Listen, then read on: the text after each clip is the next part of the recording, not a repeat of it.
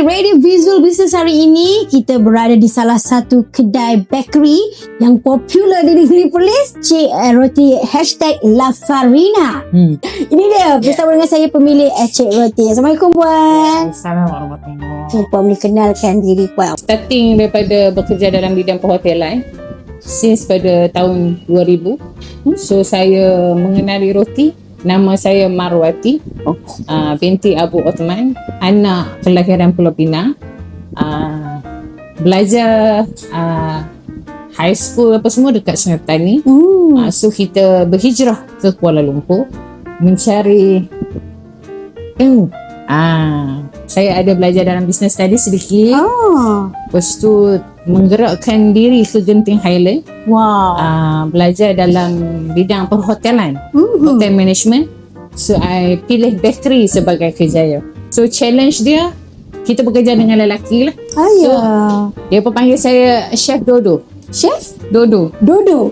Burung. Burung Dodo. Ya. Kenapa burung Dodo? Seorang dalam Malaysia yang buat roti. Perempuan. Wow. So dia the way saya bekerja seakan macam lelaki lah. So Dodo is the bird yang dah pupus. So bakery, kalau inilah pupus, tak ada dah lah. So dia more to manufacturing sahaja. Dia tak ada artisan layan satu-satu. Boleh nampak ada sengit-sengit dia. Dia more to macam natural, kita buat dengan tangan. Macam mana mula minat dengan roti ni? Mula dengan family ke dalam bidang? Tak. Saya mula-mula ditarik oleh seorang executive pastry chef. Interview dengan saya, you want be like who? I want be like you. Okay. Sebab dia look smart. He look smart. So saya roti juga. Dia pastry chef. Executive pastry chef. Okay. So executive pastry chef dia cover dua tempat, pastry dan bakery. So saya ikut dia. So saya pertama cake yang saya buat tiramisu. Yang viral sekarang tu. Tiramisu I buat. Dia dah buat awal dulu. Ya, tahun 2000. So I buat yang tu dan alahai. Macam best pakcik kat luar tu. Dengan perut dia buncit macam tu. Dia menguli roti. Terasa nak keluar buat roti. So chef, can I go there? Can. Why not? Kan? Pilih minat kita. Kalau untuk dalam mall biasa yang bakar sandwich tu dia akan jadi macam ni. Kita bakar juga dengan mall sandwich. Sebab orang nak nampak dia besar kan. Stolen bread is a German bread.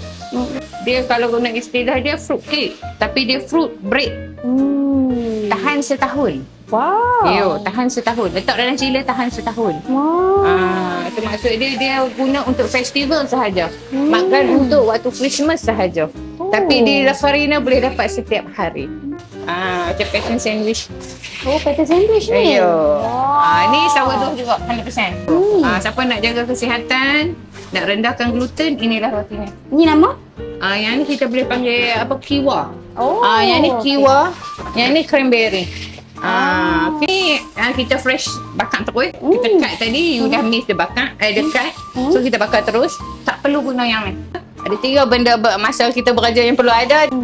Emosi dengan environment. Tapi kita nak tahu juga sejak bila mula buat operasi Cik Roti? Balik umrah Tahun? 2020. Okay. COVID. Saya pusing Malaysia.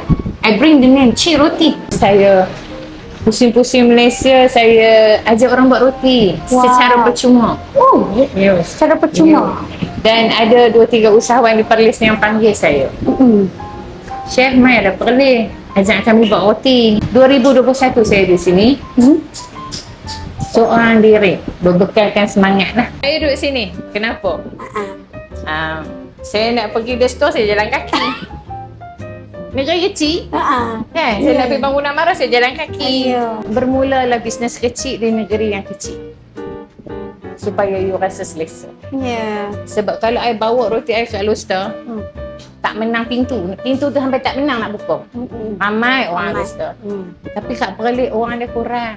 So budak-budak saya bolehlah belajar sambil buat roti dan jual di depan. Jadi maksudnya sini bukan sekadar space untuk kita nak beli roti saja, tapi space untuk belajar. Saya buat, belajar dan jual di depan. So the proses ada 2-3 proses lah. 3 in 1 or something dalam tu.